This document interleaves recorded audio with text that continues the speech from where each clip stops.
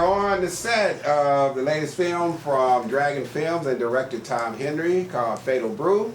And we're with us is joined by the actors Troy Smaldon and Thomas Hall. Good afternoon, gentlemen. Afternoon. Good afternoon. So first and foremost, I just want to say from the experience of working with Tom, I can definitely vouch for how it was enlightening and refreshing. Give me an idea, starting with you, Tom, about what it was like working with Tom, and a little background as to how you got to be working with Tom. Well, yeah, I guess I'll try to make a long story short, even though that's tough to do. I'm an attorney by trade, and a colleague of mine who's also in this movie and plays one of Mr. Romano's henchmen, if you will. He's actually a fine lawyer and gentleman, Mike Gillard. I'm sure the audience will get familiar with him.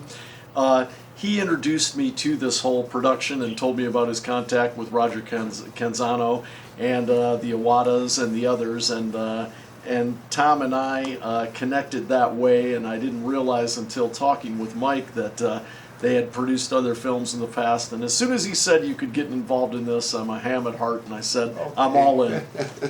So you had an inkling of getting into the industry. Yes. Okay, great, yeah. Great. So, I mean, what was it like? Was this your first movie role, your first acting role? Absolutely. You know, they say about us attorneys that we're actors at heart, or frustrated actors perhaps, that never made it to Hollywood. But some of that is true. We're used to being on stage, if you will, as part and parcel of what we do. But I also spent a little time, I've got a little bit of this in my blood. I did some sportscasting in college and along the way in law school before I decided to go with the safe and normal job.